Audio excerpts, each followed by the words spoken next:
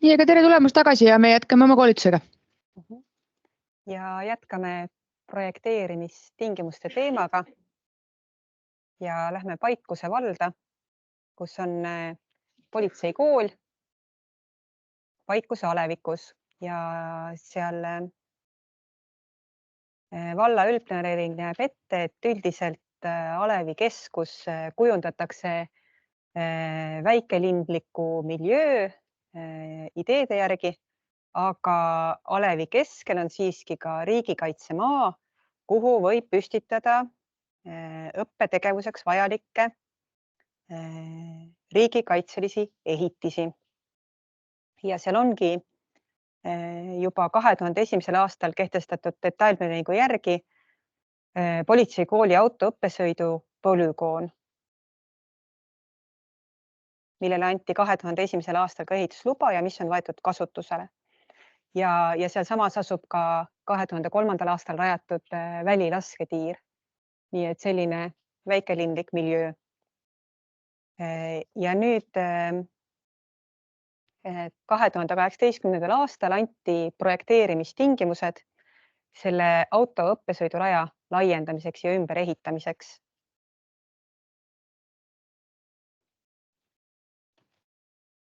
Ja seejärel neid projekteerimistingimusi kohalikud elanikud ei vaidlustanud, anti ka ehitusluba selle autodroomi laiendamiseks ja nüüd tulid kohalikud elanikud kohtusse.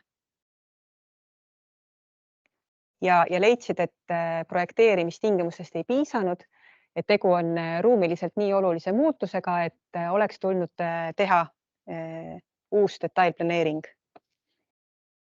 Ja eelkõige neid mõistetavalt tegi murelikuks see müra, et kuna seal on ka kumulatiivne mõju nende laskeharjutustega ja et kui seda õppesõidupolügooni veel laiendatakse, et siis see müra läheb veel valjemaks. Nüüd esimene asi, mille üle kohtumenetluses vaieldi, oli see, et meil on projekteerimistingimused, mis on kehtiva haldusakt, mida ei vaidlustatud, et kas nüüd üldse ehitusloa vaidluses saab selle üle vaielda, mis projekteerimistingimustega otsustati. Ringkonnakohus leidis, et ehitusprojekt on tõepoolest detailplaneeringuga vastuolus, aga seda ei saa sellepärast tühistada, et need on antud kehtivate projekteerimistingimuste alusel. Projekteerimistingimused olid täitmiseks kohustuslikud ja vallal tuli, või siin on isegi Pärnu linn on vist siin see kohalik omavalitsus, linnal tuli nendest lähtuda. Riigikohus selle seisukohaga ei nõustunud. Kirjutas, et projekteerimistingimused on eelhaldusakt ehitusloa otsusele ja sellega määratakse kindlaks osa ehitisele esitatavatest nõuetest. Projekteerimistingimustest ei või ehitusloa andmisel meelevaldselt mööda minna, aga projekteerimistingimused pole samastatavad detailplaneeringuga.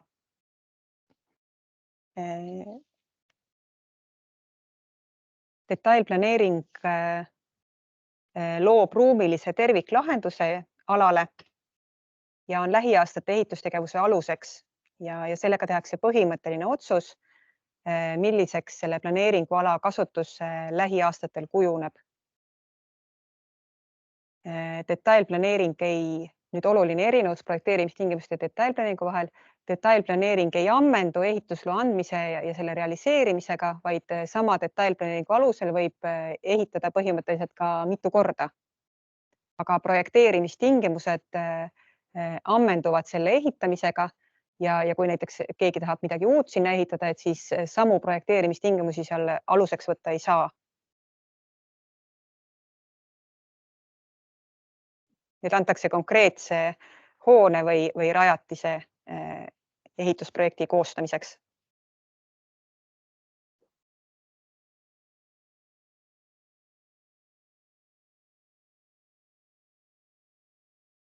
Nüüd, kui nüüd on selline olukord, nagu siin siis väideti, et need projekteerimistingimused on õigusvastased sest mida kavandati selle autodroomi laiendamine, et see on sellise ruumilise mõjuga, et oleks tulnud teha detailplaneering. Et mis siis ehitusloa menetluses teha, et kas see, et projekteerimistingimused kehtivad, neid ei vaidlustatud, kas see nüüd ikkagi seadustab selle lahenduse. Riigikohus ütles, et nüüd tuleb hakata kaaluma, et kui ehitusloa andmisel ilmneb, et projekteerimistingimused olid õigusvastased ja seetõttu ehitusloa andmine kahjustaks üleliia selle mõjuväljas olevaid isikuid, siis tuleb projekteerimistingimused kehtetuks tunnistada või neid muuta ja ehitusloa andmisest keelduda. Niisuguse olukorraga võib näiteks tegemist olla juhul, kui tingimuste väljastamisel ei uuritud ehitisest endast lähtuvat või selle kasutamisega kaasnevat võimalikku müra. Ja ehitusloa menetluses selgub, et see müra oleks ülemäärane. Ja siin Riigikohus leidis, et oleks praegu olnud uus detailplaneering vajalik ja need projekteerimistingimused olid õigusvastased. Ja arvestada tuleb ka selle ehitamisest huvitatud isiku õiguspärast ootust, aga seda tuleb kaaluda nende planeeringuala või selle piirkonna elanike õiguste riivega. Ja Riigikohus ka rõhutas, et ta seda eelmises lahendis öeldud seisukohta ta ei muuda, mis oli, et ei ole põhimõtteliselt õiguspärast ootust või ei ole põhimõtteliselt õigust nõuda detailplaneeringu andmist, kui on antud projekteerimistingimused, kui muid probleeme ei ole, aga siin Riigikohus leidis, et siin olid selgelt muud probleemid ka, müra probleemid. Et kui juba Riigikohus peab vajalikuks siin selgitada, et ei, ma ei lähe vastuollu oma eelnevalt öelduga, et siis alati tekib küsimus, et kas on siin ikkagi natukene selline segane ja hall ala või olukord. Aga põhimõtteliselt on need lahendid võimalik ikkagi omavahel niiviisi klappima panna, et ühes asjas oli probleemiks oli siis ainult see, mis tuvastati, oli see, et anti projekteerimistingimused, kui oleks pidanud olema detailplaneering, aga siin oli ka sisulised probleemid väga olulised, et see detailplaneeringu nõue oli ka sisuliselt põhjendatud. Ja Riigikohus leidis, et ilma nõutava planeeringuta antud õigusvastane ehitusluba rikub praegusel juhul kaebajate omandiõigust, õigust tervise ja eraelu kaitsele ja õigust nende tervise ja heaolu vajadustele vastavale keskkonnale.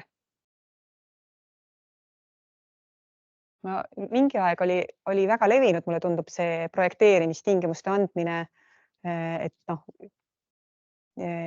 et jõudis kohtutesse palju juhtumeid, kus inimesed väitsid, et oleks pidanud tegema detailplaneeringu. Aga nüüd võib-olla on neid kohtujuhtumeid, kus seda on ette heidetud, on nii palju olnud, et nüüd on nagu teistpidi tundub, et on kohalikud omavalitsused ettevaatlikuks muutunud, et mul just hiljuti siin kolleeg rääkis juhtumist, kus oli keeldutud projekteerimistingimuste andmisest detailplaneeringu täpsustamiseks ja kus tema selle otsuse tühistas ja leidis, et oleks saanud siin täpsustada küll projekteerimistingimusi. Et põhiküsimus oli selles, et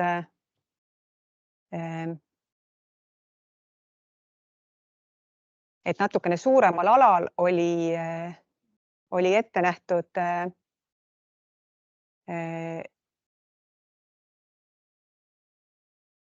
sihtotstarve, oli määratud tootmismaa sihtotstarve.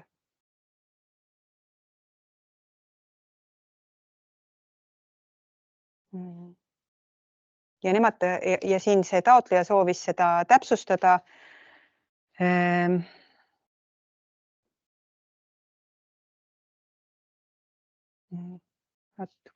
Seal vist oli niiviisi, et oli laiemal alal oli võimalik nii tootmismaa kui ärimaa sihtotstarve, aga konkreetsel kinnistul oli segane, et kas seda ärimaad saab sinna lubada. Ja siin oleks kohtu hinnangul saanud seda teha. nii, vabandust, nüüd see viimane jutt võib-olla jäi natuke segaseks, aga kas teil tuleb mingeid näiteid selle kohta, et kus need projekteerimistingimuste ja detailplaneeringu piirid veel lähevad? Või on mingeid piiripealseid juhtumeid, et kus on küsimus tekkinud, et kumb nüüd õige oleks?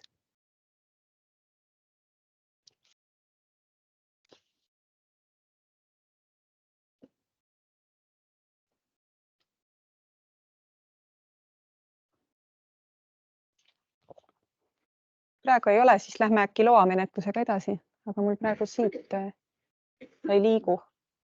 Siin liigub, aga siin ei liigu. Siia jälle. Nii. Aha.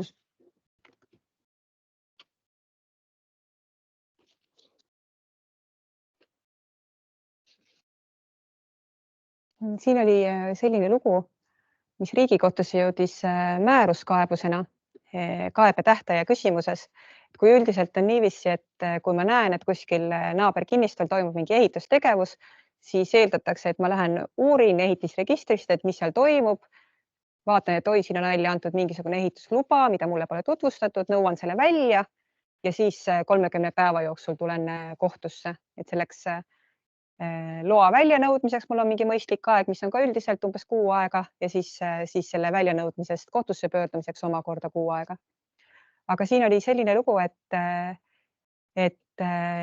inimesele kinnistuomanikule tutvustati ehitusprojekti, mis naaberkinnistule kavandati.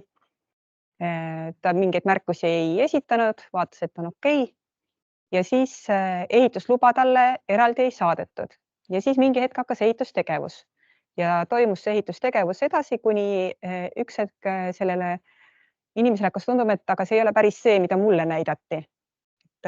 Probleemiks oli see, et tegelikult ma seda pilti juba enne näitasin, et pinnas tõsteti ja see tõstetud pinnas nihkus hästi tema kinnistu lähedale.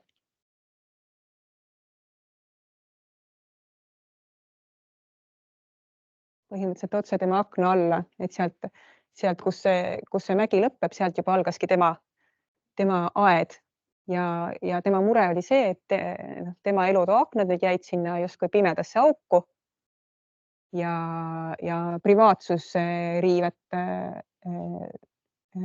väitis ka, et sealt nii akendest kui sealt selle tõstetud pinnase pealt käies on tema majja väga hästi võimalik vaadata.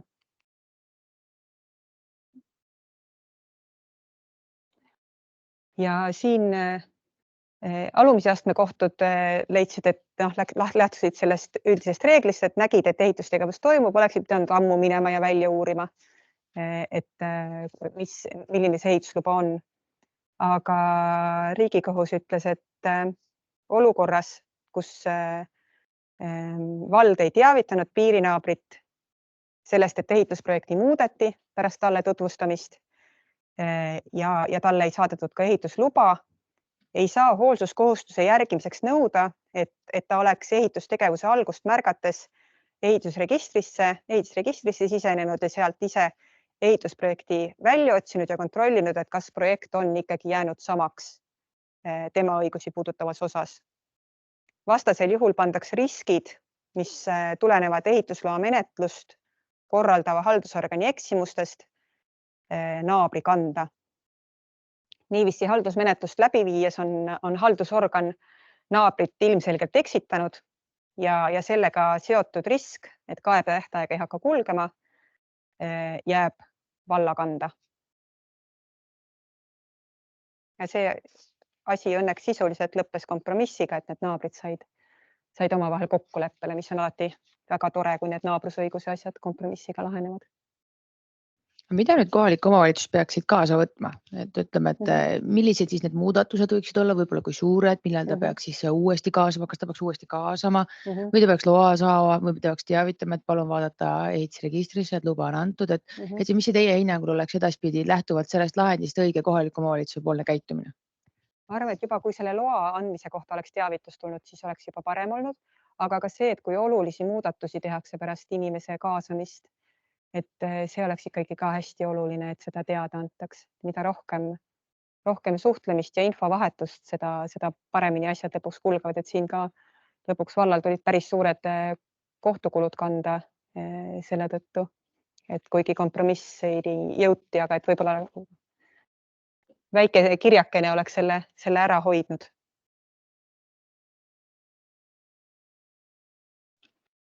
Ja veel siin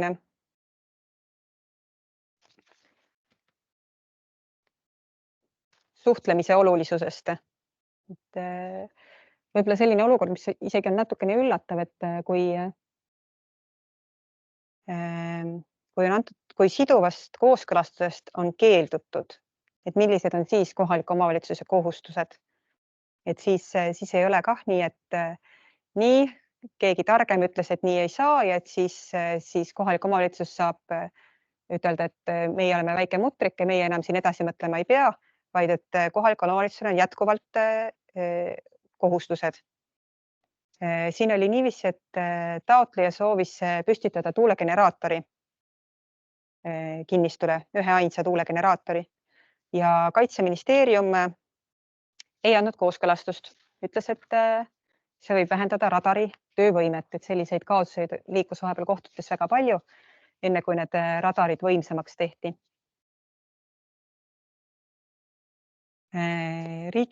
Siis aluseks normiks on ehitusseadustiku paragrahv 44.6, mis ütleb, et kohalik omavalitsus keeldub kooskõlastusest, kui see asutus, kelle kooskõlastus on siduv, on jätnud põhjendatud juhul projekti kooskõlastamata.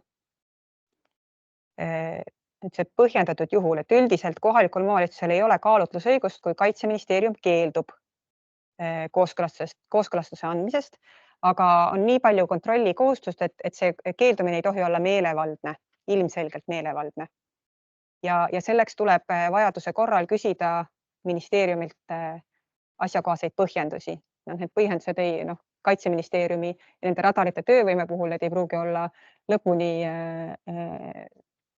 avalikud, aga peab olema arusaadav, miks pärast keelduti. Ja siis järgmiseks tuleks kohaliku omavalitsusel arendajat arutellu kaasates hakata uurima, kas äkki on projekti võimalik muuta niiviisi, et see kooskõlastajale sobiks. Näiteks ehitada madalam tuulegeneraator. Kohalikul omavalitsusel on menetluse korraldajana kohustus tagada taotleja ja asjaomaste asutuste suhtlus, et selgitada, kas võib esineda leevendusmeetmeid või alternatiive, mille täitmise korral oleks ehitamine siiski võimalik. Et see ei ole ainult selle ehitada sooviva isiku korraldada selline suhtlus, vaid see on kohaliku omavalitsuse kohustus. Õigusaktid ei kirjuta ette, millised need menetlustoimingud täpselt olema peaks. See on kohaliku omavalitsuse enda otsustada, aga kõik menetluses osalevad isikud ja asutused peavad silmas pidama, et nad peavad olema avatud koostööle. Kuidas teie kogemus on, et kui tuleb kuskilt Keskkonnaametist või ministeeriumist tuleb keeldumine, et kas siis veel uuritakse, pusitakse, kutsutakse inimesed kokku ja arutatakse võimalusi või siis on pigem nii, et siis on asi selge teie jaoks ja rohkem seal midagi ei tehta eriti?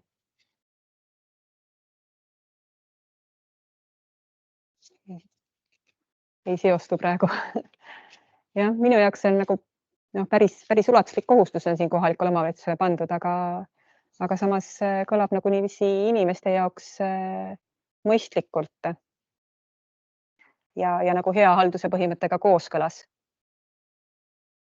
Ja mis siin nagu kohtumenetluse mõttes veel huvitav mõte oli, et põhimõtteliselt on võimalik vaidlustada, siis minna sellises olukorras kohtusse selle kooskõlastuse vastu, Kaitseministeeriumi vastu, või siis oodata ära see lõpplahend, kohalik omavalitsus siis keeldub näiteks ehitusloa andmisest ja minna selle otsuse vastu.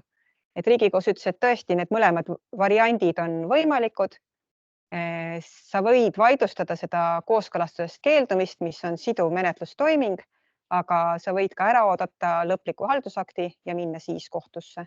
Siis muidugi reaalselt tegelikult alati kaasatakse see kooskõlastaja ka. Aga midagi lukku ei lähe sellest, kui sa kohe seda menetlustoimingut ei vaidlusta.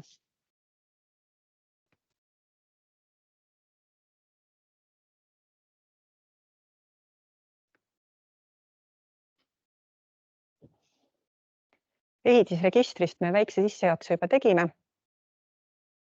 Aga siin on selline lugu Tartust, vist Vanemuise tänavalt, kus korteri omanik tegi oma ruumide mõõdistamise ja esitas linnavalitsusele taotluse ehitisregistri andmete muutmiseks.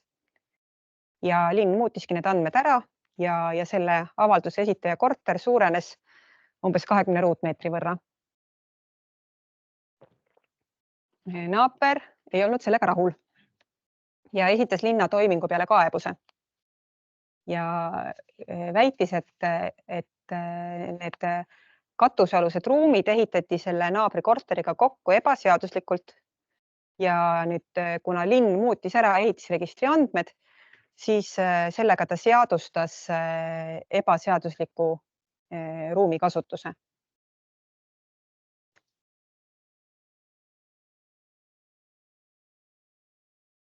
Siin üldse kohtutes vaieldi selle üle, et kas sellel naabril, kes nüüd siia kaebusega kohtusse tuli, kas teil üldse on kaebeõigust, et mis nende ehitisregistri andmete tähendus tema õiguste seisukohast on, et põhimõtteliselt need ju ehitustöid ei seadusta, need omandisuhetes midagi ei muuda. Et kas see on üldse selline haldustegevus, mida sul on õigus vaidlustada? Riigikohus leidis, et on. See kaebuse esitamise õigus on selle naabri õiguste kaitseks oluline.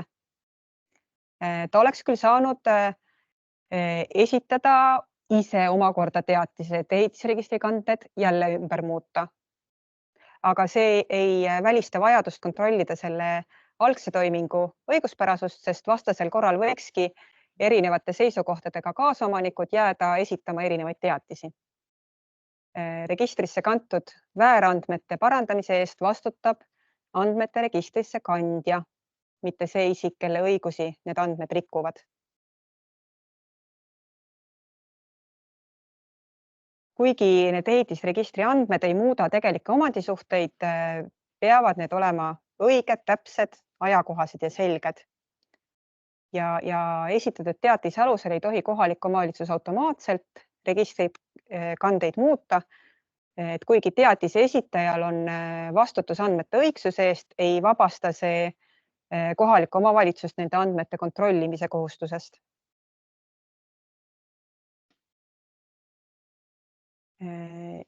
Ehitisregistri eesmärk on kajastada võimalikult täpselt olemasolevat faktilist olukorda. Need andmed ei reguleeri ega seadusta ehitamist ega ehitise kasutamist.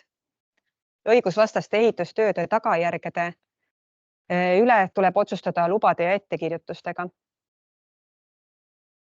Nii, aga nüüd siit Riigikohus ikkagi läks edasi selle peale, et hakkas kontrollima, et mis need ajaloolised sündmused olid, et kuidas toimus nende korterite erastamine, kas need ruumid, mis nüüd sinna ehitisregistris olid pandud selle korteri juurde, et kas need erastati selle korteri koosseisu ja tegeles tõesti nende sisuliste omandisuhete kujunemisega päris põhjalikult.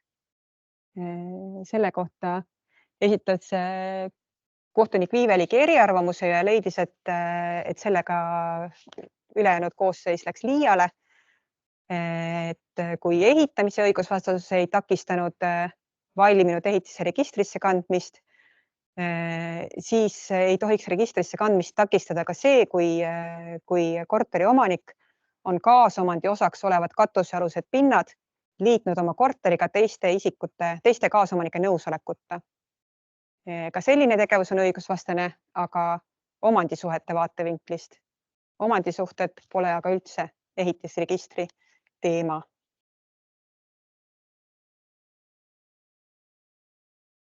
Mis see arvamus on? Kumma poole te ise kaldute? Olete eriarvusega nõus pigem? Ma pigem olen jah. Seepärast ma arvan, et see, et seal hakati seda nii kauget ajalugu vaatama ja tõesti seda ruumide erastamist, et mulle tundub, et kohaliku omavalitsuse kontrollikohustus nii kaugele ei lähe.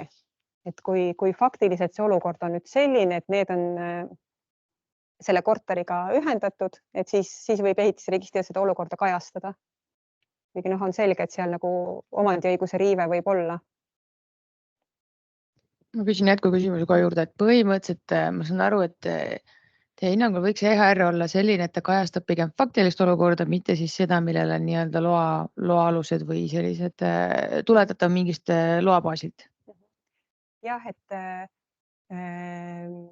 mul oligi selles see Kuusalu valla kanalisatsiooni juhtum, seal oli ka üks väide, mida valla advokaat esitas, oli see, et neil inimestel ei ole õigust nõuda ühiskanalisatsiooni, kuna ehitisregistri järgi on nende kinnistutel individuaalmahutid. Ja minu arvamus on see, et ehitisregister kajastab seda, mis faktiliselt on, mitte seda, mis peaks olema.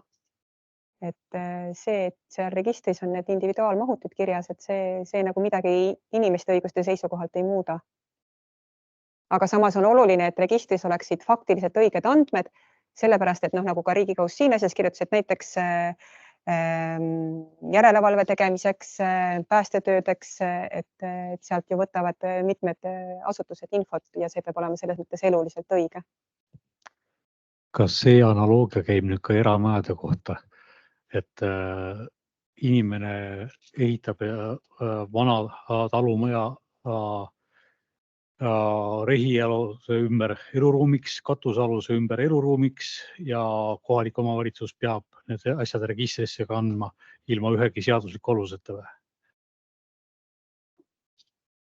Jah, registrisse ma arvan, ta tuleks kanda, seepärast, et see on jälle see, et info selle kohta, mis päriselt on, aga et sellega, et on ebaseaduslik ehitustegevus, sellega saab siis ettekirjutuste abil tegeleda. Et see, et ta on registris kajastatud, see kuidagi ei seadusta teda ega anna talle mingit legaalsust.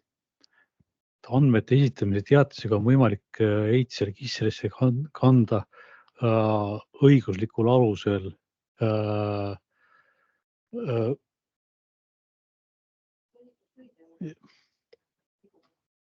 jah, et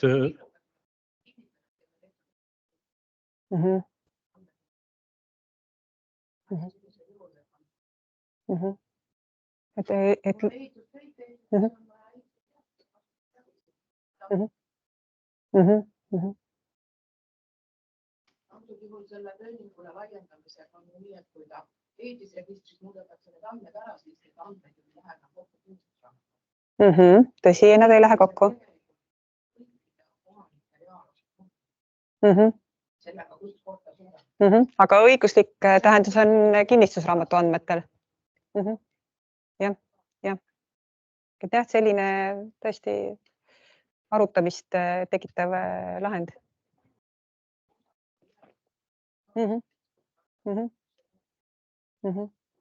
Jah, ja kes nagu kinnisvara ostab, see ikkagi vaatab ju ehitisregistrit ka, aga ikkagi õiguslikku tähendust omab kinnistusregistri, mitte ehitusregistri.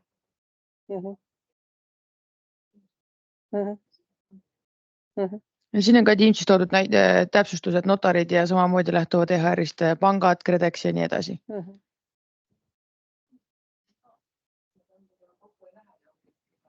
Aga kui on asi vastupidi, et kinnistusraamatud on nagu ühes andmed ja ehitusregistril on teised, mis on siis nagu olulisem, millest peab lähtuma?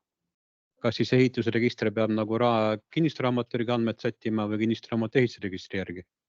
No neil on erinev funktsioon, et üks kajastab omandisuhteid ja teine seda faktilist olukorda. Kas võib-olla aitaks näiteks seda asja üle saada see, et kui EHR-i andmed kajastaksid nii-öelda värvidega, mingi erisustega, et millised andmed on nii-öelda siis kontrollitud andmete baasil sisse kantud ja millised andmed on siis veel kontrollimata ja millised on siis eeldatavad?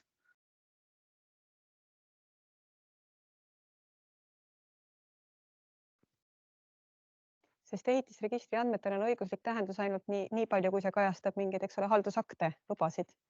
Et see, kui ta faktilist olukorda kajastab, sellel ei ole mingit seadustavat ega mingeid omandiõiguse suhteid muutvat tähendust.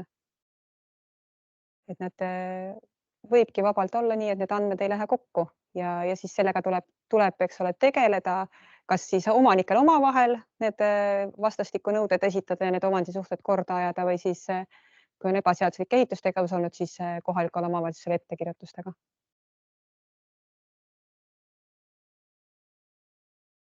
Ei saa nüüd asju niimoodi ajada. Praktiliselt ei tundu mõeldav see nii. Täna ehitan juurde, esitan andmed, esitame teadse, lasse oma valitsus hakkab järelevalvega tegelema. Ei ole mõeldav. No põhimõtteliselt selle sama vastuolu toobki nähtavale see, kui on need tegelikule olukorrale viitavad andmed registrisse kantud ja siis on algatanud kohalik omavalitsus järelevalve ja kandnud registrisse ka vastava sisulise ettekirjutuse näiteks.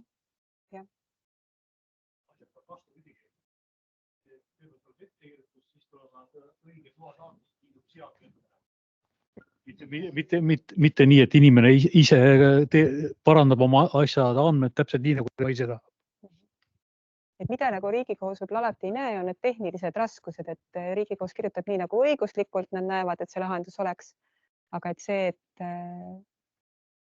et register võib-olla midagi üldse ei võimaldagi, et neid probleeme tingimata alati Riigikohus ei näe. Aga õiguslikult see olukord selline praegu on. Kas siin võiks korra täpsustada seda andmete registrisse kandja rolli, et kui keegi kannab andmeid registrisse, siis selle otsuse jah, kannan registrisse teebki ju kohalik omavalitsus. Et selles mõttes see andmete registrisse kandmine ei saa kuidagi toimuda kohaliku omavalitsuse teadmata või tegelikult see otsus jah, kannan registrisse tulebki ju omavalitsuselt. Et kes tegelikult on siis see andmete registrisse kandja? Kas see inimene, kes täitis selle teatise ära või see ametnik, kes vajutas nuppu kannan registrisse?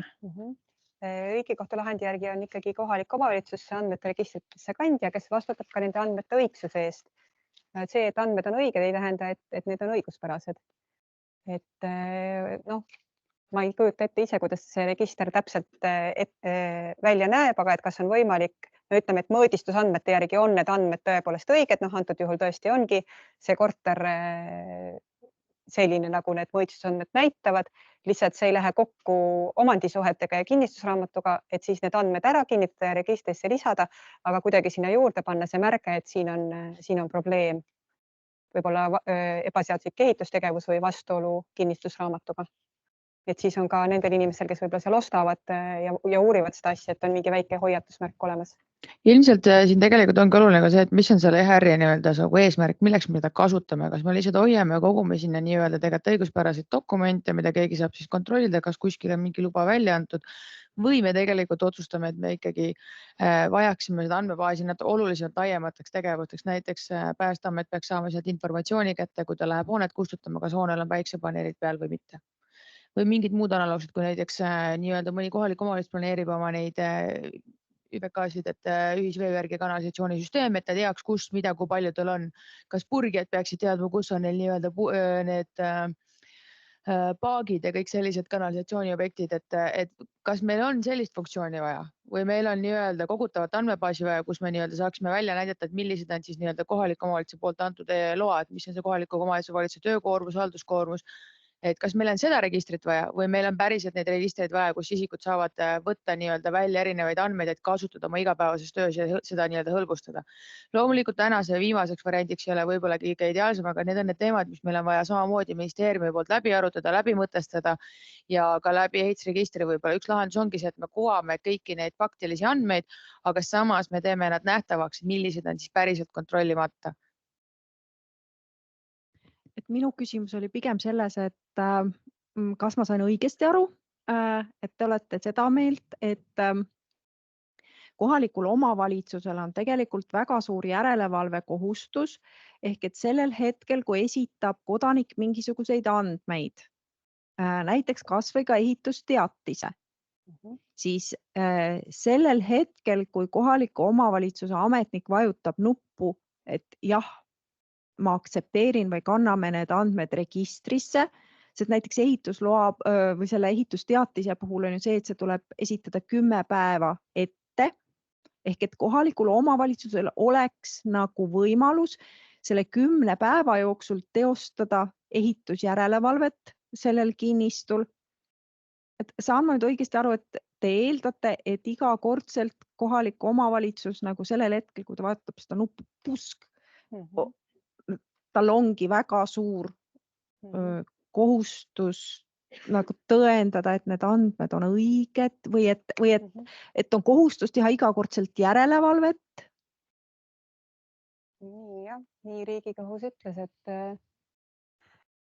et teatise esitaja vastutus andmete õigsuse eest ei vabastanud vastustajat andmete kontrollimise kohustusest. Noh, jälle küsimus selles, et haldusressurssi tegelikult ju igale poole ei jõua, ei jätku. Aga selline see põhimõte on, et kui kuskil mingisugune lambike põlema lööb ja tundub, et siin võib olla mingi jama, et siis tuleb natukene kontrollida lähemalt.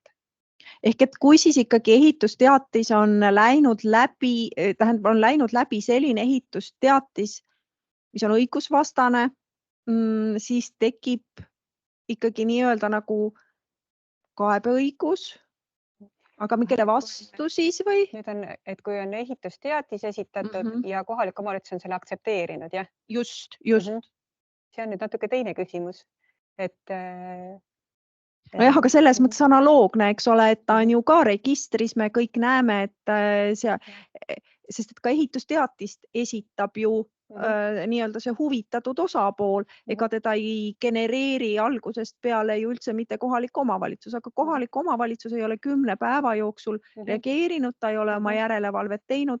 Mis me siis ütleme, et kohalik omavalitsus, sest et see ei ole ju selline, ta ei anna välja haldusakti, ta ei anna välja luba. Ta on haldustoiming ja seda on ka siis on kohtutes on arutatud, et kuidas seda vaidlustada, aga sa saad tulla õigusvastasuse ja kohustamisnõudega, õiguse tuvastamise ja kohustamisnõudega.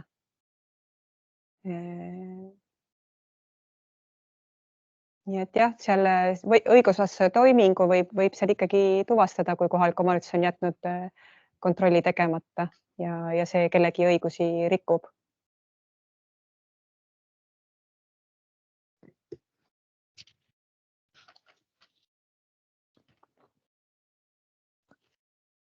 Aga ma ausalt tunnistan, et see ehitisregistri tehniline pool on minu jaoks üsna võõras teema, aga mis on mulle palju tuttavam teema, on keskkond. Nii et võime seda ehitisregistri teemat võib-olla veel lõunapausi ajal arutada, aga liigume praegu siis keskkonnateemade juurde. Esimene ongi see juba paar korda siin tahvlil olnud juhtum, kus see terrass rajati oja ehituskeeluvööndisse. Ja kohtud leidsid, et tegemist on, eks ole, ehitisega ja nüüd on küsimus, et kas see tuleks nüüd siis, kas seda annab nüüd seadustada. Ja looduskaitseseadus on säte, mis ütleb, et ehituskeeld ei laiene olemasoleva ehitise esmakordsele juurdeehitisele, juhul kui selle maht on väiksem kui 1/3 olemasoleva ehitise kubatuurist. Tuli küsimus, et see terrass sinna rajati, et kas seda terrassi on võimalik käsitleda olemasoleva ehitise esmakordse juurdeehitisega. Riigikohus ütles, et jah, see on võimalik, kuigi pole tegu juurde ehitamisega või ehitise laiendamisega selle tavatähenduses, annab see säte võimaluse kaaluda ka üle ehituskeeluvööndi piiri rajatud uue ehitise seadustamist kasutusloa menetluses, sest vastasel juhul tekiks ebamõistlik olukord, kus uue ehitise üle piiri ehitatud osa ei saaks selle looduskaitseseaduse range keelu tõttu seadustada, ükskõik millises ulatuses üle piiri on ehitatud, samal ajal kui järgmisel hetkel on võimalik anda luba olemasoleva ehitise laiendamiseks ehituskeeluvööndisse 1/3 ulatuses ehitise kubatuurist ja selline tulemus ei oleks proportsionaalne. Isegi juhul, kui see ehitis on üle piiri ehitatud ilma eelneva loata. Mida kaaluda, kui mõelda selle üle, et kas lubada selle ehitise laiendamise erandi alusel seadustada seda terrassi, tuleb kaaluda omandiõiguse riive ulatust, üle keeluvööndi piiri ehitamise asjaolusid ja ehitise mõju ranna ja kaldakaitse eesmärkidele. ja Riigikohus ütles ka, et kui sellele esmakordse laiendamise erandile on tuginetud ehitise seadustamisel juba, siis ei saa sama ehitise puhul enam selle sättele uuesti tugineda ja ehitist suuremas ulatuses ehituskeeluvööndisse laiendada. Kas teil tuleb ette, et kui on ehituskeeluvööndisse otsapidi rajatud ehitis, et kas seda on nüüd, see oli juba 2021 aasta lahend, et kas on seda lahendust kuskil praktikas kasutatud või?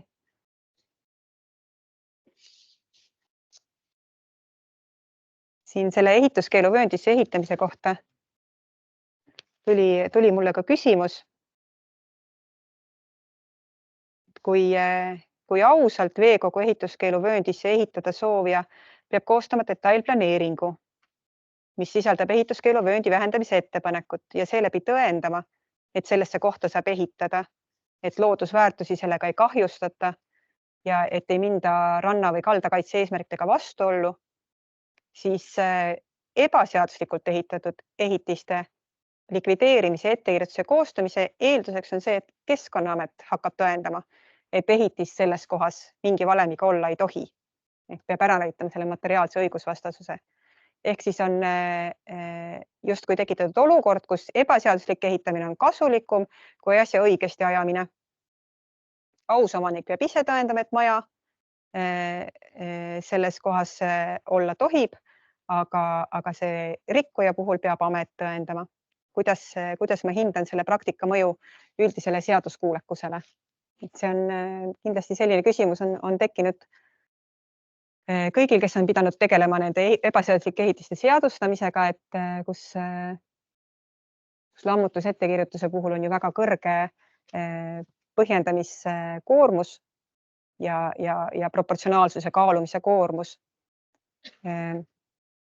Aga oluline on silmas pidada, et haldusmenetluse eesmärgiks ei saa olla kellegi karistamine ega mingisuguste hoiatavate pretsedentide loomine. Et haldusmenetluses peab ikkagi hästi objektiivselt selgitama, et kas siin on materiaalne probleem või ei ole ja milline lahendus on nüüd selles olukorras, mis on kujunenud võib-olla ebaseadusliku tegevuse tulemusel, see kõige optimaalsem lahendus. Karistamiseks on olemas väärteotrahvid. Need ei ole küll kuigi suured, ma vaatan, et 300 trahviühikut on ranna ja kalda kasutamise ja kaitsenõuete rikkumise eest. Trahviühik on praegu 4 eurot, alates 2025 8 eurot, et need summad ei ole üldse suured. Aga ma arvan, et siin, mis nagu võiks hoiatada selle ebaseadusliku ehituse eest, on ikkagi see, et inimene võtab endale riski, et tema kulud võivad minna luhta. See lammutamise ettekirjutuse või ümberehitamise kohustus ikkagi ripub õhus. Et loodetavasti mõistlikud inimesed ikkagi neid riske ei võta. Ja mul endal ka hiljuti oli just juhtum, ma siin kohvipausil rääkisin ka, kus oli ehitusloast mööda ehitatud, oli ehitatud suurem ehitis, kui ehitusluba ette nägi ja nüüd siis omanik üritab olukorda seadustada sellega, et palus algatada uue detailplaneeringu, et seal detailplaneeringu menetlus siis läbi arutada, et kas on võimalik see suuremat ehitist lubada. Ja vana detailplaneering oli umbes 20 aastat vana. Ja kohalik omavalitsus oli ebaseadusliku ehitustegevuse üle juba väga frustreerunud ja ütles, et ei algata detailplaneeringut, et muidu see on teistele halvaks eeskujuks ja et ega keegi lageda taeva alla ei jää, et elage edasi oma ilma kasutusloata elamus, et ei seadusta, ettekirjutust lammutada ka ei tee, et lihtsalt olge nüüd oma ebaseaduslike ehitisega. Ma ei ole seda asja ei ole veel lahendanud, aga näis, et kui mulle tundub, et kui nagu sisuliselt on meil 20 aastat vana detailplaneering ja oletame, et me mõtleme selle ebaseadusliku ehitise sealt ära, lihtsalt kinnistuomanik tuleb ja ütleb, et tahaks uut detailplaneeringut taotleda, et meile siin olud on muutunud, vajadused on muutunud, et siis nagu tundub igati okei selles olukorras see detailplaneering algatada, et see faktiline olukord, et nüüd on siin ebaseaduslik ehitis ja nüüd me karistame siin sellega, et me seda detailplaneeringut ei algata ja isegi ei räägi läbi, et see võib-olla ei pruugi olla ka õige lähenemine. Mul on kommentaar.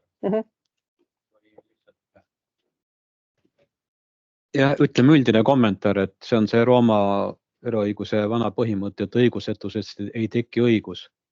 Et kus maalt nagu nüüd see piir läheb, eks ole, et see nagu varem toodi, eks ole, et ei saa ju niimoodi olla, et kui ma tegutsen õigusvastaselt, siis see on nagu lihtsam kui see, et ma tegutsen õiguspäraselt.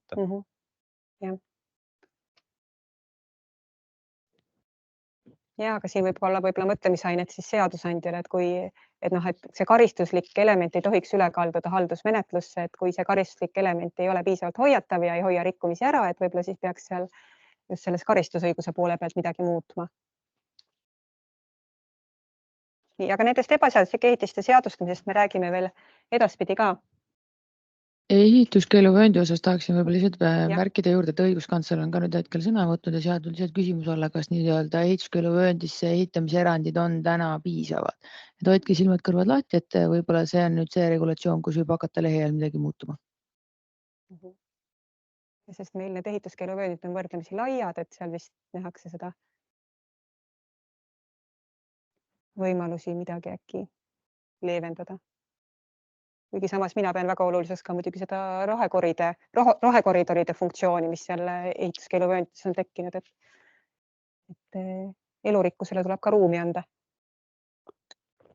Siis elurikkusest rääkides lühidalt hästi sellest Rail Balticu juhtumist on rohkem planeerimisõiguse teema, aga siit siis kuidas ta Riigikohtusse jõudis, vaidlustati see Rail Balticu maakonna planeering ja selles konkreetses kohas seal Pärnumaal, kus kõige suuremad probleemid ilmnesid, kulges see raudteetrass Luitemaa linnuala kõrval ja seal oli see juba planeerimisel oli tehtud see eeldus, et Natura-alast me üle ei lähe, et eeldati, et igal juhul Natura-ala kõrval või Natura-alast väljas on mõjud kaitse-eesmärkidele väiksemad.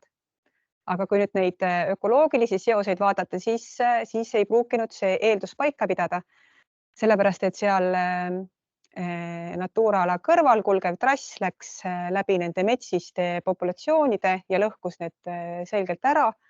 Samal ajal, kui võib-olla sealt kaitseala keskelt läbi minnes oleks see populatsiooni terviklikkusele mõju olnud väiksem. Ja Riigikohus tühistaski just selle Luitemaa linnuala kõrval kulgeva trassijupi osas selle planeeringu ära. Ja küsimus oli siis selles, et millised mõjud tuleb välja selgitada planeerimismenetluses ja millised lahendused paika panna ja millised ehitusloa menetluses. Et seal üks näide, kus asjad olid Riigikohtu meelest õigesti tehtud, oli Pärnu lähedal on selline raba nagu Rääma raba, see on väga tundliku veerežiimiga ja kust see raudtee oli plaanitud ka üle minema. Ja oli pandud paika, et seda raba veerežiimi rikkuda ei tohi. Ja planeeringu menetluses oli kindlaks tehtud, et okei, siin võib olla päris kallis see lahendus, aga on olemas tehnilised lahendused, et kuidas siit rabast niiviisi üle saab, et me seda veerežiimi ei riku. Ja et kui planeeringu menetlus on kindlaks tehtud, et selline lahendus on olemas, siis see, et milline see lahendus täpselt peab olema, kas mingid sillad või midagi muud, et selle võib jätta ehitusloa menetlusse. Aga siin nende metsistele avalduva mõju puhul ei olnud neid lahenduste põhimõttelist võimalikkust planeeringu menetluses välja selgitatud. Et näiteks peeti võimalikuks, et võib-olla metsiste kaitseks oleks abi tarakatkestustest, et see raudtee on ümbritsetud taradega, kuna ta sõidab väga kiiresti see rong, et siis ohutuse tagamiseks. Aga et metsis on selline madala lennuga kanakene, et ta sealt üle ei lenda või võib takerduda nendesse elektritraatidesse, et temal oleks oluline, et oleks tarakatkestus ja ta saaks sealt üle raudtee minna. Ja detailplaneeringu menetluses oli mööndud, et see võib olla metsiste kaitseks vajalik, aga samas ei olnud välja selgitatud, kas see tehniliselt üldse lubatav on sellise kiirusega raudtee puhul. Ja Riigikohus leidis, et see oli viga. Et see, et kas see on põhimõtteliselt võimalik, see oleks tulnud planeeringumenetluses selgeks teha ja see, et kuhu siis need tarakatkestused täpselt teha ja millised, et see võib jääda ehitusloa menetlusse.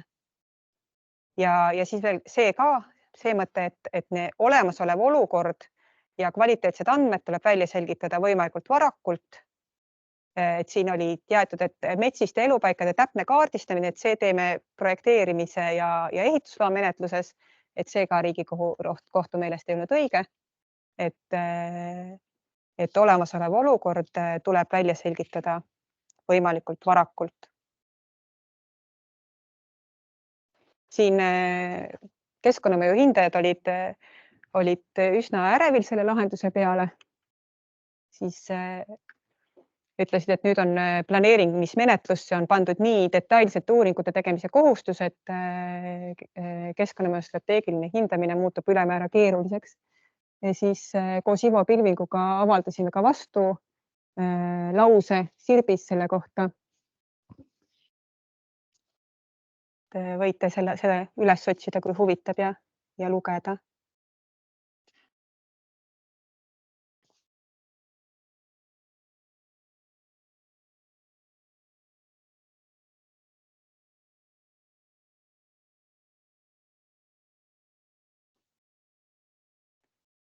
Nii, aga siis... Ma korra küsiks Teamsist ka veel 2 küsimust juurde eelmise teema kohta. Et kui osaliselt ranna ehituskeeluvööndisse ulatuv terrass asub ka väljaspool detailplaneeringu hoonestusala, kas ka sellisel juhul oleks olnud lubatud ehituskeeluvööndi laiendamise juhtum?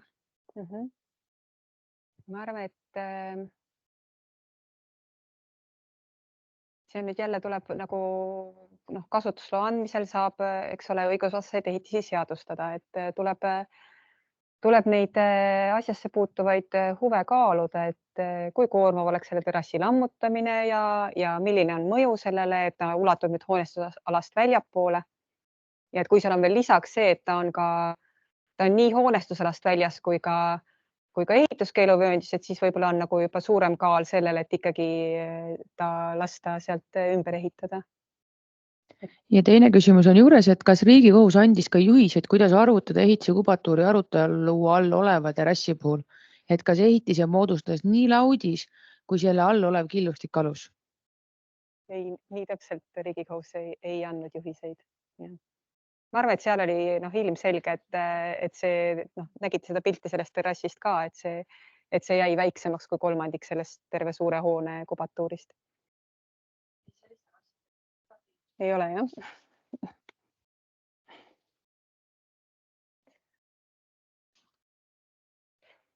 Nii, aga lähme nüüd Natura alale ehitama.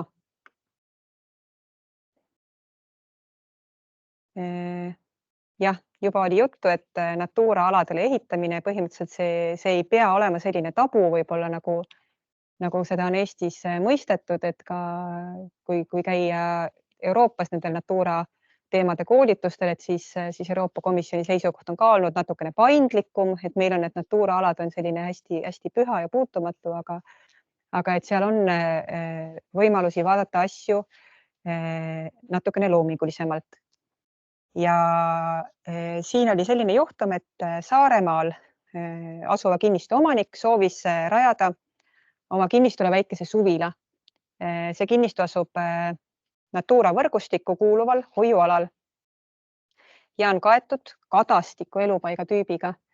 See kadastik siis ei tähenda, et seal kaitstakse ainult neid kadakaid, vaid olulisemgi veel on see taimestik, mis seal kadakate vahel ja all kasvab. Seal on haruldasi käpalisi ja ta on selline poollooduslik kooslus, et tegelikult ta vajab natukene inimtegevust, sest muidu ta kasvab liiga tihedaks ja see elupaiga tüüp sealt kaob ära. Keskkonnaamet ei andnud ehitusloale kooskõlastust, leidsi, et ehitamine pole lubatud, kuna sellega hävitataks elupaiga tüüp suvila all ja ümbruses. Elupaiga tüüpi hävitada ei tohi. Riigikohus nägi siin võimalust natukene suuremaks paindlikkuseks. Ja leidsi, et suvila rajamine võib olla lubatav, kui sellega ei kahjustata selle loodusala kaitse eesmärke. Kadastiku puhul oli selle kaitseala eesmärgiks kadastiku elupaiga tüübi pindala suurenemine 840 hektarilt umbes 870 hektarini. Ja nüüd, et nagu selgitada, kas see suvila rajamine kahjustab neid kaitse-eesmärke või mitte, ei piisa ainult selle vaatamisest, et ahah, siit mingisugune ruutmeetrite arv kadastiku kaoks ära, vaid tuleks välja selgitada, kui suurt ala see suvilaehitus kokku mõjutaks, mis seisus on meil selle kaitse-eesmärgi saavutamine ja kas selle kaitse-eesmärgi saavutamine oleks oluliselt raskem või võimatu, kui me nüüd seda tegevust lubaksime.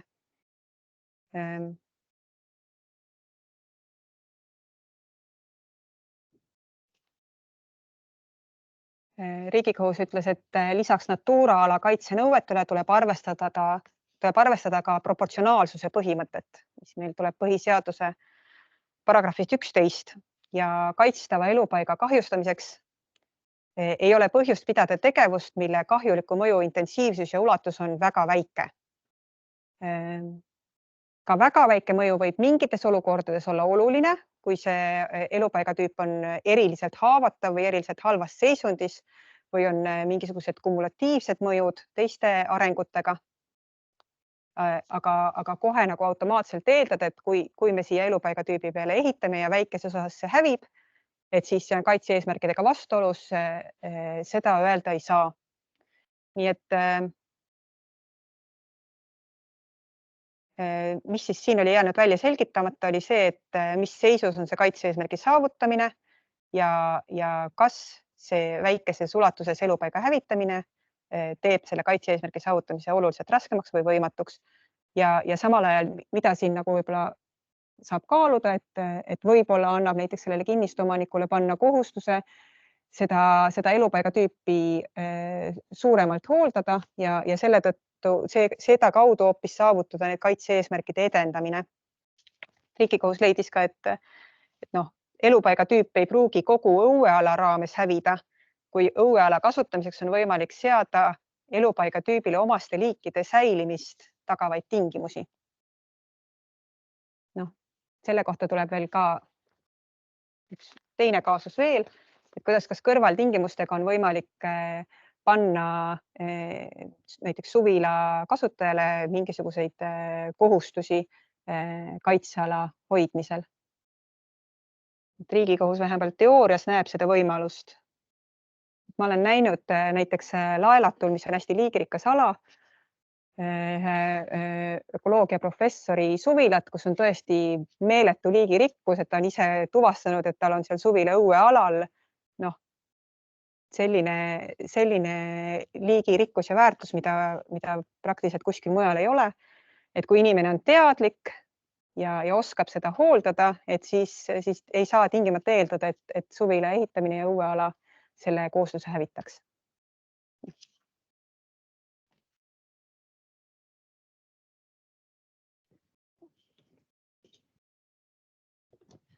Kuidas neid kõrvaltingimusi tuleks siis seada? Ma mõtlen just kas siis haldusaktiga või eraõigusliku lepinguga või mismoodi, sest et sellest sõltub ka see, kuidas hiljem siis järelevalvet teha, et teatavasti eraõigusliku lepingu üle on hoopis nagu teine.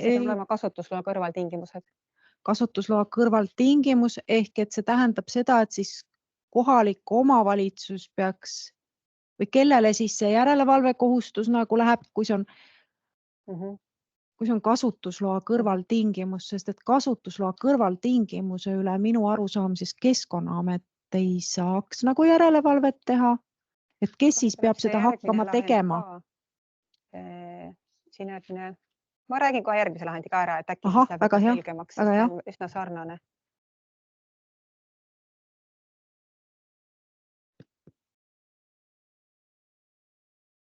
Selle kevadine lahend siin Riigikohus pidas isegi istungi, mis on selline haruldane juhtum. Aga siin oli Lahemaa rahvuspargis kinnistu.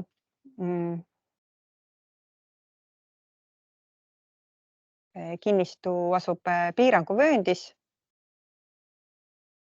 ja maatulundusmaa otstarbega, sihtotstarbega, aga samal ajal üldplaneering nägi ette sinna elamumaa juhtotstarbe.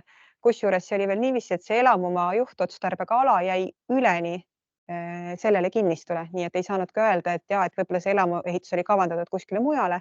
Ei, üldplaneering nägi just sellel kinnistul ette elamu ehituse juhtotstarbe.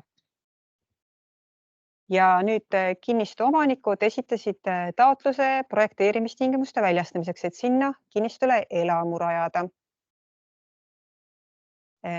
Keskkonnaamet ei kooskõlastanud projekteerimistingimusi. Leidis, et ehitamine seaks ohtu rahvuspargi kultuuripärandi kaitse eesmärgid ja tooks kaasa looduslike väärtuste hävimise ja lisaks kahjustaks seal kinnistul olevat 3. kategooria kaitsealuse taime metskuukressi kasvu kohta. Metskuukress on seal pildi peal ka.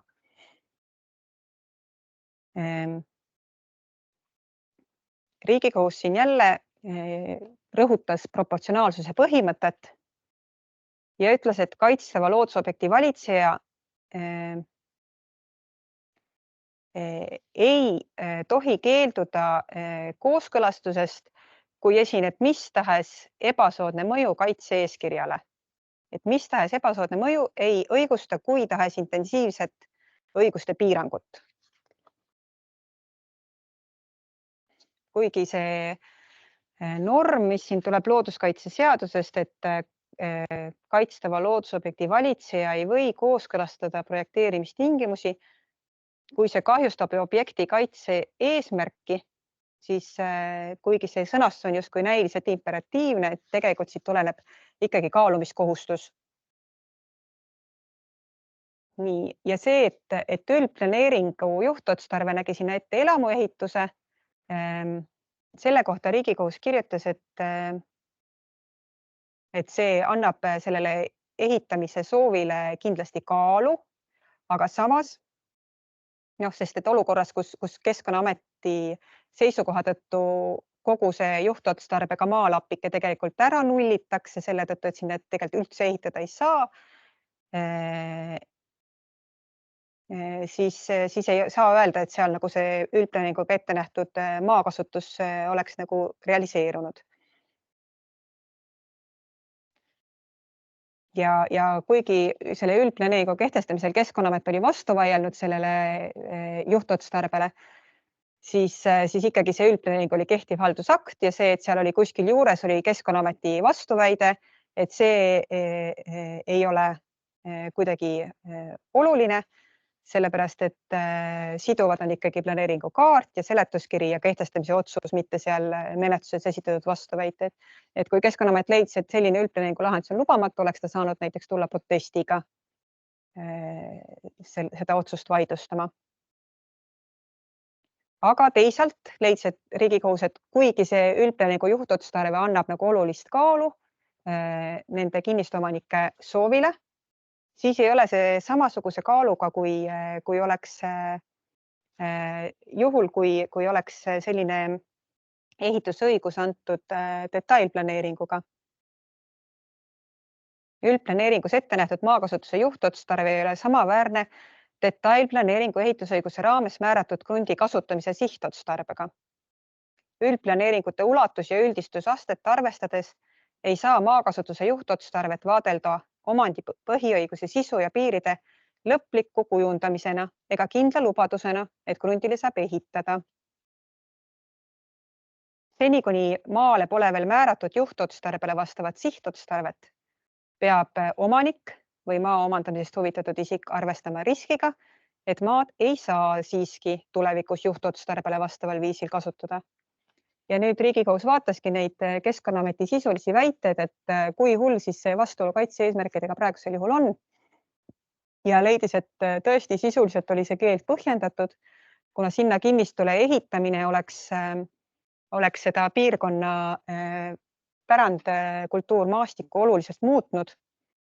See oleks ühendanud 2 seni eraldi seisvat hoonestatud ala, 2 selle Haili küla ja Vihula mõisasüdame, mis on praegu eraldatud ajalooliselt kujunenud ja väärtusliku loodusmaastikuga.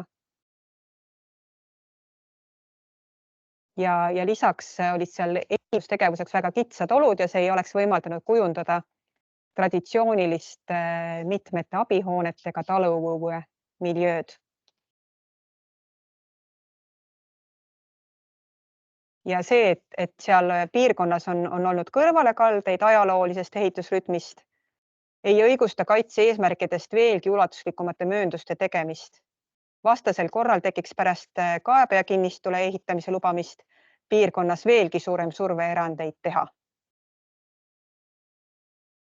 Nii, et kaebajate huvil oli küll kaalu, kuna üldplaneering nägi ette sinna elamuehituse sihtotstarbe, aga kuna need sisulised põhjendused olid veel kaalukamad, miks mitte ehitamist lubada, siis ehitada ei saa. Ja nüüd nende metskuukresside kohta. See oli lisaargumendina ja nende kohta ütles Riigikohus, et see lisaargument ise ei kanna, seepärast, et seda kuukressi võimalikku kahjustamist on võimalik vähendada ettevaatusmeetmetega. Näiteks need ettevaatusmeetmed võivad olla kõrvaltingimused, et juba projekteerimistingimuste kooskõlastamisel saab Keskkonnaamet öelda, et kooskõlastan sellel tingimusel, et kasutusloasse tulevad kõrvaltingimused selle taime kasvukoha kaitseks. Nii, ma vaatan korra, kas siin järelevalve kohta ka. Järelevalve kohta Riigikohus ütles ka siin optimistlikult, et ülemäärane oleks välistada mis tahes leebemad meetmed ainuüksi tulenevalt eeldusest, et kõik isikud ei pruugi alati käituda õiguskuulekalt ning kõrvaltingimusi järgida. Arvestada tuleb õigusrikkumiste tõenäosust ja sellega kaasneva võimaliku kahju ulatust. Keskkonnaametil on võimalik tema tingimusliku kooskõlastuse alusel seatud kõrvaltingimustest kinnipidamise üle teha riiklikku järelevalvet ja siin on viidatud looduskaitseseadusele 70 sekunda ja ehitusseadustiku paragrahv 130 lõige 5.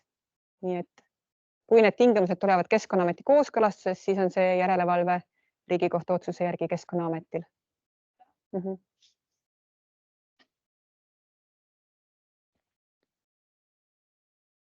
Selle sama lahendi kohta oligi täpselt küsimus ka, et seal lahendis on selline lause,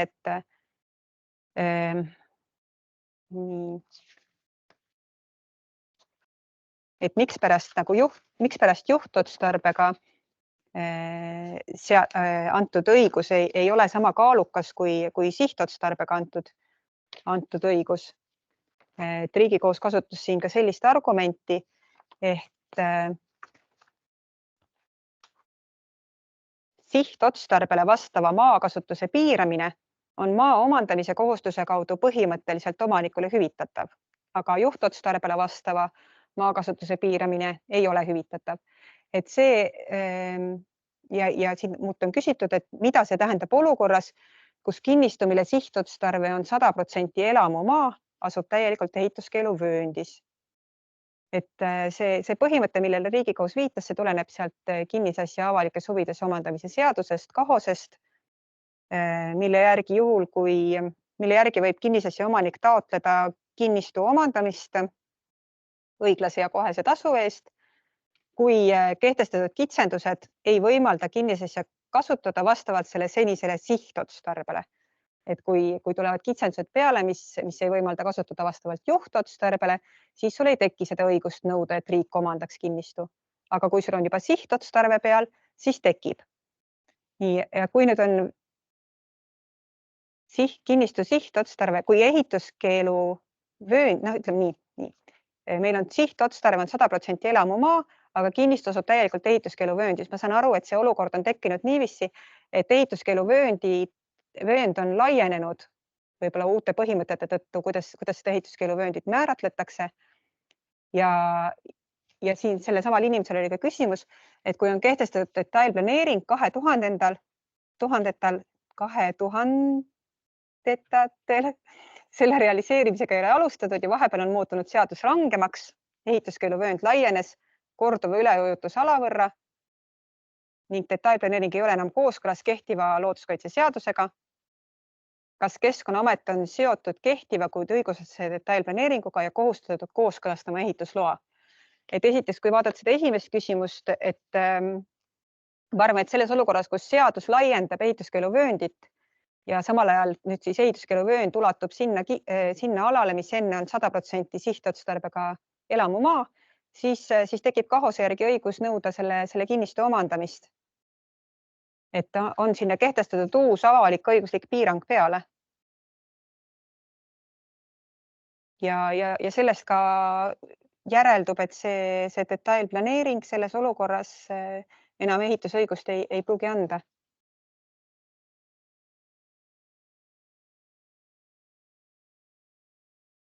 Kehtiv haldusakt küll, aga põhimõtteliselt see uus piirang on justkui sellest üle sõitnud.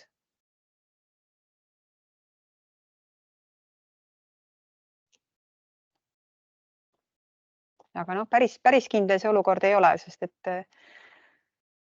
et üks õigus ehitada tuleb kehtivast haldusaktist ja keeld ehitada tuleb seadusest, et üldiselt kui on kehtiv haldusakt ja seadus, siis üldpõhimõtte järgi ikkagi ka õigusvastane haldusakt loob õigusi. Nii et kuidapidi see olukord laheneks, ma päris kindel ei ole, aga mulle tundub, et kui KAHOS-t vaadata, siis õigus taotleda sellise ehituskeeluvööndi laiendamise korral kinnisasja omandamist võib olla tekkinud.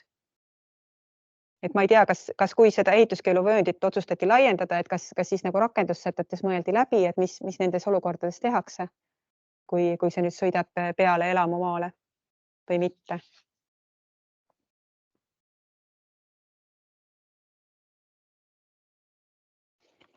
Nii, kas on veel mingeid mõtteid nende kaitsealade peale ehitamise teemal?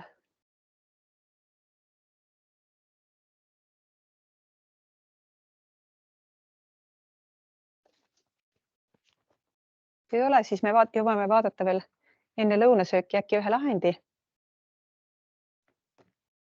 mis minu jaoks läheb kategooriasse, millest ma olen näinud mitmeid juhtumeid, mida mina nimetan pealkirjaga "Mast ise ei kiirga midagi". Ehk siis küsimus sellest, et kui ehitatakse midagi, mille mõju avaldub selle kasutamisel, et kui palju siis peab ehitusloa andmisel neid kasutusaegseid mõjusid juba ette kaaluma ja arvestama. Et siin on praegu see esimene asi, millest ma räägin, on see ühe mobiilside masti ehitamine, aga samamoodi needsamad küsimused laienevad ka väga palju suurematele objektidele, nagu näiteks kas või Auvere õlitehas. Vaidlus oli siis Nõmmele ühe mobiilside masti rajamise üle. Tallinna linn andis mastile ehitus- ja kasutusloa ja põhimõtteliselt lähtus sellest, et kuhu see mobiilside operaator, vist Elisa, pidas vajalikuks mast rajada, sinna siis linn ka selle masti rajada lubas. See sattus 8 meetri kaugusele meie kaebaja kinnistupiirist ja 40 meetri kaugusele tema majast. Ja ta tuli kohtusse ja väitis, et esiteks selle masti rajamine vähendab oluliselt tema kinnistu väärtust, keegi ei taha osta kinnistut, mis asub otse mobiilside masti kõrval. Ja teiseks ta leidis, et mastist lähtuv kiirgus võib kahjustada tema ja ta pere tervist.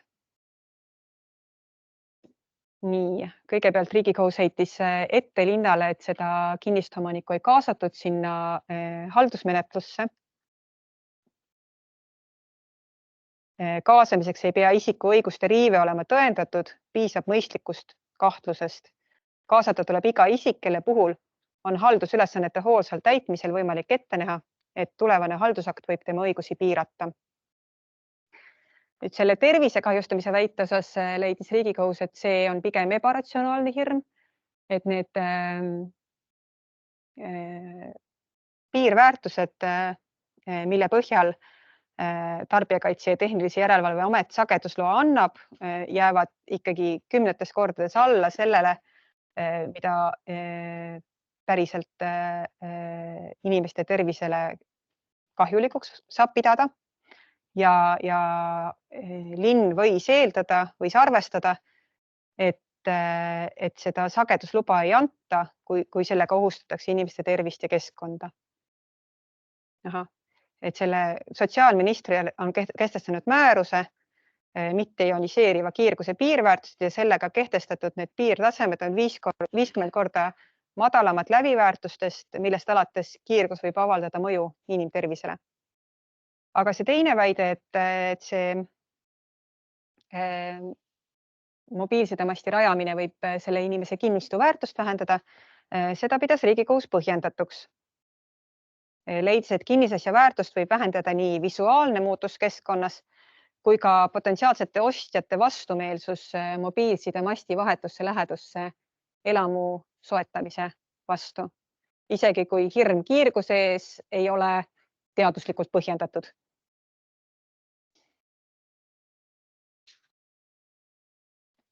Otsustades nüüd, et kuhu need mastid paigutada, pidi linn arvestama kõigepealt avaliku huvi, võimalikult hea mobiilsideteenuse saamise vastu, aga samas ka seda, et kuhu annaks see niiviisi paigaldada, et see naaberkinnistute omanike õigusi võimalikult vähe piiraks.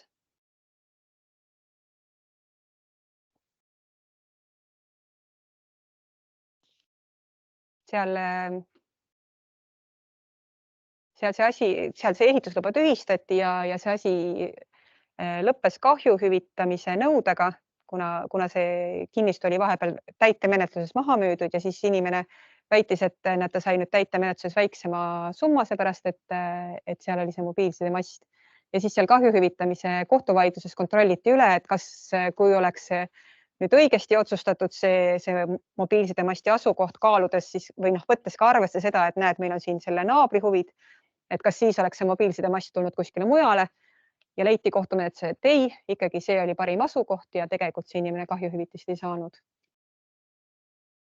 Aga õpetlik iva on siis see, et ikkagi inimene kaasata ja tema õigused läbi kaaluda, mitte lihtsalt sellest operaatori kaardist lähtuda, et meil on siia vaja ja siia vaja ja siia vaja neid maste.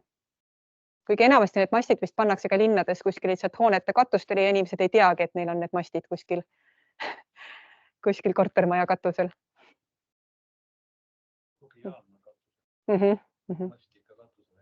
Okei. Antennid. Siin on probleem on selles, et meil on 3 suuremat sideoperaatorit. Et siin on, ütleme, üldisem probleem on selles, et meil on 3 suuremat mobiilsideoperaatorit ja igaüks neist nagu arendab oma võrku ja koostöö ei ole alati kõige parem või puudub. Et siin tekib see küsimus, et kas kohalikul omavalitsusel on õigus vaadata suuremat plaani. Et üks mast, eks ole, kasutagu siis kes seda soovivad.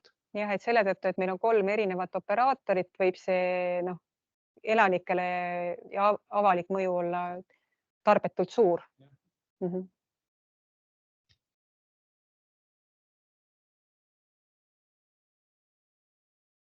Nii, aga ma arvan, et me oleme lõunapausi ära teeninud.